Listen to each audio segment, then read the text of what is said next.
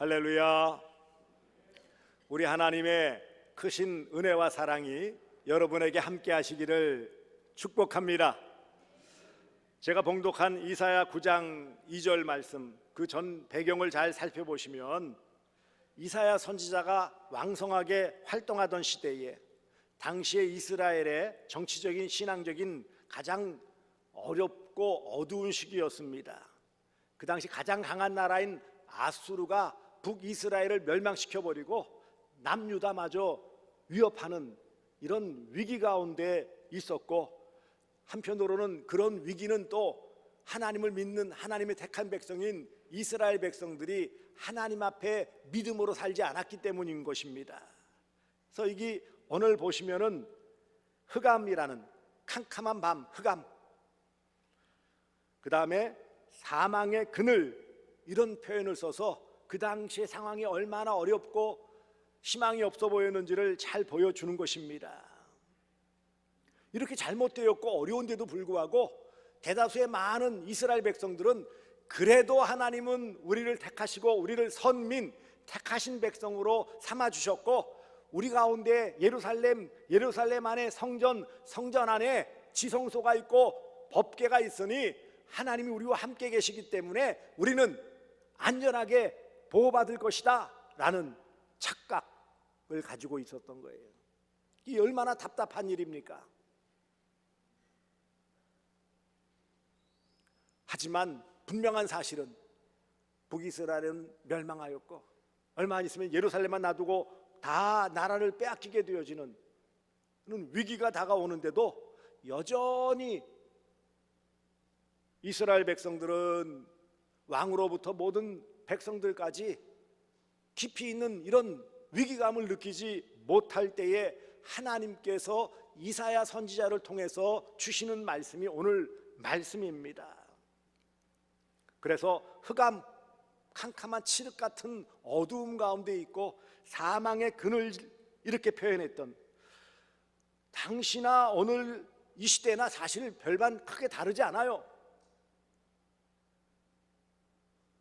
오늘날 우리의 삶 속에서도 이런 흑암, 또 사망의 그늘, 이런 모습이 우리를 뒤덮고 있다는 것을 인정하지 않을 수 없습니다.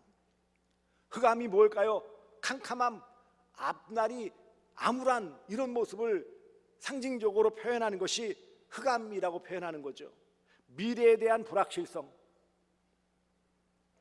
앞으로 우리가 어떻게 뭘 먹고 살지? 5년 뒤, 10년 뒤 어떻게 될까? 이런 미래에 대해서 확신을 갖지 못하니까 불안한 거예요. 관계의 단절, 부부 간에, 부모 자녀 간에, 형제 간에, 이웃 간에, 계층 간에, 지역 간에 이런 많은 갈등 때문에 단절이 오고, 그것 때문에 고독이 몰려오고, 외로움 때문에 삶의 그 의미를 잃어버리는, 살맛 나지 않는 그런 모습으로 살아간다는 거예요.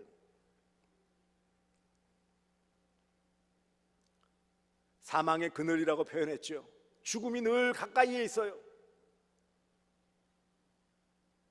오늘은 내가 건강하게 잘 사는 것 같지만 내일 내가 안전하게 살아있다는 보장을 누가 해줄 수 있을까요?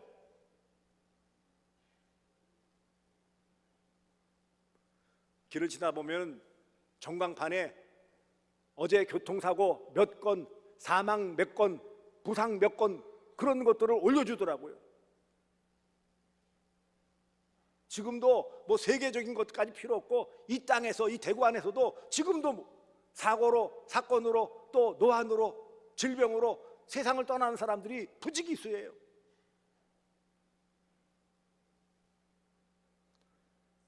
여러 고통들이 다가오지요. 궁극적으로 사람들은 누구나 예외 없이 죽음에 대한 두려움을 가지고 있어요.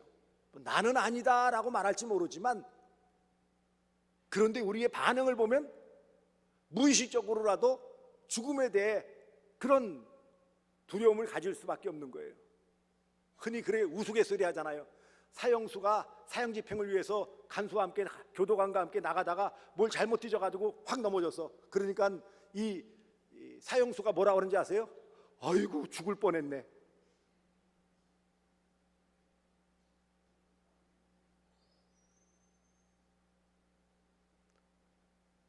오늘날 우리의 현실을 보세요. 아수르와 같은 강대국 무력으로 호시탐탐 노리는 이런 모습이 지금 우리는 여전히, 자주 말씀드리지만 우리는 휴전 국가예요. 전쟁이 끝난 국가가 아니고 지금 전쟁을 멈추고 있는 상태일 뿐이지 아직까지는 전쟁이 끝났다고도 아무도 인정하지 않고 있어요.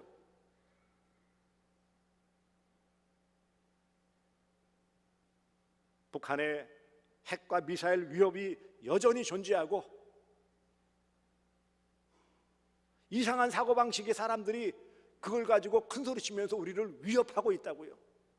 우리가 생각하기에는 도무지 상식적으로 이성적으로 맞지 않는데 그 일들이 버젓이 불과 얼마 떨어지지 않은 우리와 피를 나눈 형제들인데도 그런 생각들을 하고 있어요. 얼마나 큰 위협입니까?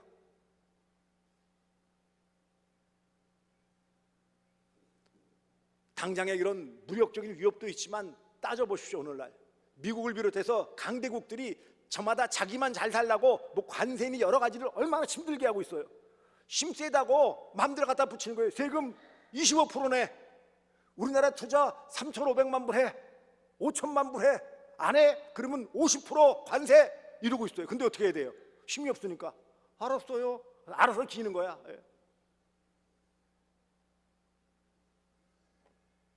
이게 우리와 직접 상관이 없을까요? 아니요.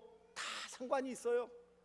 물가는 오르고 수입은 그대로이거나 적어지고 그런 수입을 얻을 수 있는 직장이나 내 사업터마저 얼마나 참 간당간당합니까? 오늘날 사회적으로 보세요. 가치관의 혼란, 정신적인 공포감, 요즘 그런 단어들을 많이 쓰더라고요. 포모라는 단어를 쓰는데 이 포모가 뭘까요? 요즘 뭐 주식이나 무슨 이런 여러 가지들 투자를 하고 이런다고 그러는데 그런 사람들이 그런 느낌을 든다는 거예요. 남들이 돈 벌 때 내가 혹시 그걸 놓치지 않을까? 남들은 잘 될 때 내가 그 기회를 놓치면 어떡할까 하는 공포감이 있다라는 거예요. 그게 포모예요, 포모. 그러니까 놓칠 것에 대한 두려움, 이걸 늘 가지고 있는 거예요. 상대적인 박탈감, 누구는 부모 잘 만나서 저랬고 누구는 어디에서 태어나서 좋았고 나는 왜 요 모양 요 꼴로 살아갈까? 부모 잘못 만났고 내가 생긴 게 이랬고 배운 것도 없고 사람 주변 사람들이 도와주는 사람도 없고 한탄만 하고 있죠. 우리의 삶이 2700년 전 이스라엘 백성들과 뭐가 다를까요? 오늘 표현한 그대로 흑암, 캄캄한 어두움과 사망의 그늘, 죽음이 우리를 덮고 있는 이런 삶이 그때 나타난 모습일까요? 아니, 가만히 살펴보면 오늘날에는 뭐예요? 더 심하면 심하지 덜하진 않았어요. 이런 상황에서 하나님께서는 이사야 선지자를 통해서 소망의 빛을 비추어 주시는 것이 오늘 본문의 말씀입니다.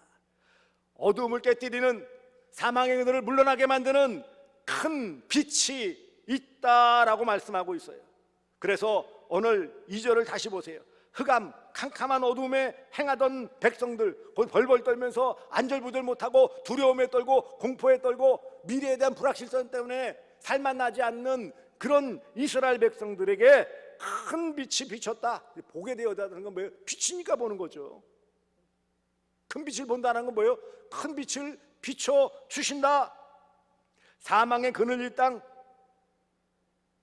죽음과 공포로 물들어 있는 그 땅에 빛이 비친다 라는 귀한 약속의 말씀인데, 이 말씀은 바로 본문 뒤에 6절 이하에 나와 있는 이는 한 아기가 우리에게 낳고 한 아들을 우리에게 주신 바 되었는데, 이 말씀이 뭐예요?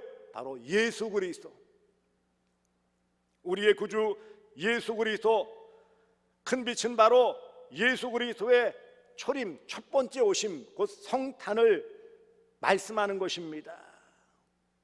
이 큰 빛의 특징이 무엇일까요? 의 빛이 비친 이유는 무엇일까요? 한 단어로 표현하면 구원입니다.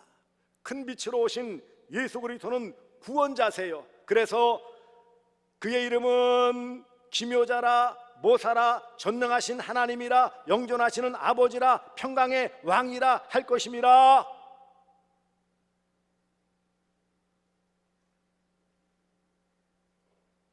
한마디로 우리의 인생의 문제를 해결하고 진정한 그 모든 문제의 원인인 죄를 해결해 주시기 위한 구원자로 하나님께서 이 땅에 예수 그리스도를 보내주실 것이다 라고 약속하셨고, 오늘 우리의 입장에서는 이미 그 예수 그리스도께서 구원자로 우리에게 빛으로 이미 오셨다라는 것입니다.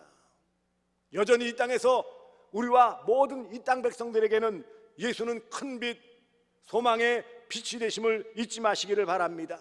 우연히 켜진 작은 불빛이 아닙니다. 하나님께서 약속하시고 예언하신 세상을 완전히 뒤엎을 그런 큰 빛이 바로 예수 그리스도이신 것입니다. 그래서 그분이 기묘자라 모사라, 기묘하신 모사, 절대로 누구도 그것을 헤아릴 수 없을 만큼 대단한 지혜로운 분, 당연히 그렇죠. 전능하신 하나님, 모든 만물을 창조하시고 주관하시는 능력의 하나님이시고 영존하시는 아버지, 영원토록 존귀하시고 존재하실 그런 아버지 하나님, 평강의 왕, 이 땅에 평안을 주시는 왕으로 불릴 한 아기 곧 예수 그리스도를 이 땅에 보내심을 통하여 큰 빛을 비춰 주신다 약속하셨고 이루어 주신 것입니다. 우리의 소망이 세상에 물질적인 재물을 많이 얻는 것, 세상에서 성공하고 출세하는 것, 이것일까요? 물론 일부분에 있어서 이루어져야 되죠. 아니, 믿는 사람들이 부자 되면 어디가 덧나요? 출세해서 높은 권력 가지면 안 된다고 되어 있어요? 믿음으로 사는 자가 이 땅 가운데 말씀대로 살고 믿음으로 살아가면서 부유함을 누릴 수 있고, 또한 높은 권력을 가지고 세상을 주도해 나갈 수 있지요. 각자의 분야에서 놀라운 성취를 이룰 수도 있지요. 그런데 문제는 가장 기본적인 죄의 문제를 해결하지 않고 그 죄의 문제를 해결하신 큰 빛 대신 예수님을 영접하지 않고서는 진정한 의미 있는 삶을 살아갈 수 없다. 여전히 어둠 가운데, 사망의 그늘 가운데 살아갈 수밖에 없다라는 것을 말씀하는 것입니다. 하나님의 신적인 이름과 권세를 가지고 이 땅에 오신 인격적인 구원자 예수 그리스도만이 이 땅에 참 빛이요 소망이심을 믿으시기를 바랍니다. 큰 빛이 오신 목적이 뭐예요? 어둠에 있는 모든 백성들을 벗어나게 해주시는 거예요. 빛이 비치면 어둠은 자동으로 사라집니다. 예수님의 성탄, 예수님의 초림은 단지 그냥 선언적인 말씀이 아니에요. 우리의 상태, 우리의 죄악된 상태, 허물로 죽었던 상태, 소망이 없는 상태, 흑암과 사망의 그늘 아래 놓여있는 상태에서의 근본적인 변화를 일으켜 주시기 위해 예수는 이 땅에 오신 것입니다.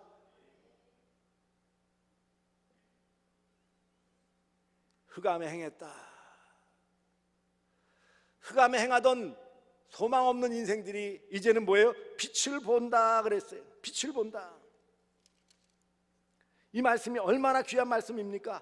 흑암에 행하던 백성인 우리가 큰 빛을 보고, 물론 당연히 예수 그리스도요, 그분으로 말미암은 구원의 소식이지요. 그러므로 큰 빛을 본 우리 인생은 죽음의 권세 아래 있던 그런 우리 인생은 이제는 영원한 생명, 소망을 갖고 살아갈 수 있게 된 것입니다. 소망의 빛을 따라 행하는 그런 성도의 삶이 되어져야 하는 것입니다. 단순히 과거에 약속하셨고 2000년 전 그것이 이루어졌다, 아 이루어졌네, 그랬네 라는 것으로만 지나쳐서는 안 된다라는 거예요. 우리가 신앙생활하면서 성탄절, 아 귀하다, 기쁘다, 구주 오셨네, 이렇게 뭐 트리 장식하고, 요즘은 잘 안 하더만 예전에는 성탄절 카드도 열심히 돌리고 새벽송 한다고 그러면서 자루 하나씩 들고 집집마다 다니면서 새벽 특성도, 예? 성탄절 찬양도 부르고, 아 그랬던 적이 있었죠. 그것만 즐거워하자는 거예요?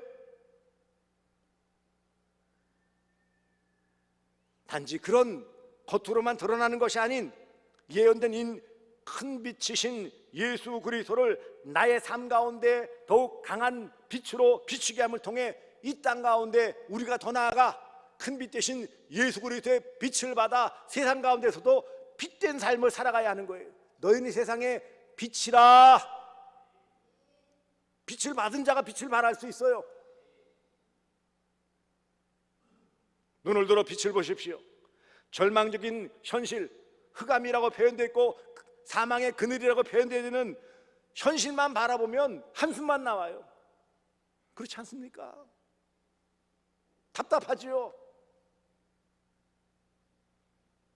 그러나 흑암, 사망의 그늘 같은 현실만 보지 말고 우리의 참된 소망이신 큰빛 예수 그리스도를 바라보시기를 바랍니다. 히브리서 12장 1절에는 믿음의 주요 온전케 하신 이인 예수를 바라보자 그랬어요.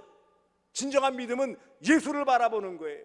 진정한 신앙생활은 삶 가운데 예수를 바라보며 사는 거예요. 그것이 소망의 삶이에요. 그것을 하나님은 우리에게 원하고 계신 것입니다. 빛 가운데로 걸어가시기 바랍니다. 예수님 우리가 걷는 이 길이 어둠이 아닌 빛이 되게 하셨습니다. 요한복음 8장 12절 나는 세상의 빛이니 나를 따르는 자는 어두움에 다니지 아니하고 생명의 빛을 얻으리라. 빛된 삶을 살고 빛 가운데로 걸어가고 빛을 보여주며 비추며 살아가야 하는 거예요. 성도의 삶은 세상 가운데 빛이에요. 산 위에 있는 빛이 가릴 수 없다고 말씀하신 것처럼 우리의 일상의 삶을 통해서 예수가 비춰지고 세상에 이 예수로 말미암는 소망의 빛을 비추는 것이 바로 우리의 삶의 목적이에요. 빛을 나누는 자가 되시기 바랍니다. 내가 받은 구원의 소망을 아직 흑암 중에 있는 가족과 이웃들에게 전하는 사명을 감당해야 합니다. 우리가 이와 같이 성탄절을 앞두고 또 교회력으로 대강절이라고 하죠. 주님이 이미 성탄 초림은 하셨어요.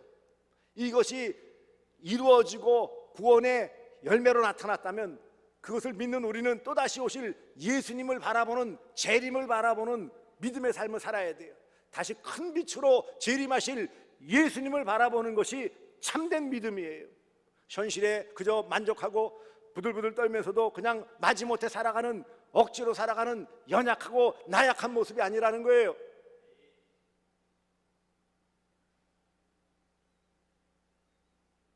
그러므로 사랑하는 성도들이여, 이전 것은 지나갔어요. 흑암에 살던 사망의 그늘 아래 놓여있던 우리의 삶은 이미 지나갔어요. 왜요? 하나님의 은혜로 큰빛 대신 예수님이 오셔서 나를 구원하심을 통하여 내가 이제는 뭐예요? 영원한 생명 얻은 자예요. 그렇다면 마땅하게 빛된 삶을 살아가야 하는 것입니다. 성탄절을 앞두고 빛으로 오신 예수님으로 말미암아 소망 가운데 승리하시며 빛 대신 예수님을 또한 잘 전할 수 있는 그런 복된 성도들이 되어주시기를 바랍니다. 이것만이 빛으로 오신 예수님을 높이며 빛으로 이 땅에 예수님 보내주신 아버지 하나님의 뜻을 온전히 이루어 영광 돌리는 합당한 삶의 자세입니다. 예수는 빛으로 오셨어요. 빛된 예수를 믿는 자만 구원받았어요. 이 빛으로 오신 예수 믿는 구원받은 자로서 작은 불빛을 비추는 그런 복된 성도, 아름다운 성도의 삶을 살아가시기를 주 예수 그리스도의 이름으로 축복합니다. 기도하겠습니다.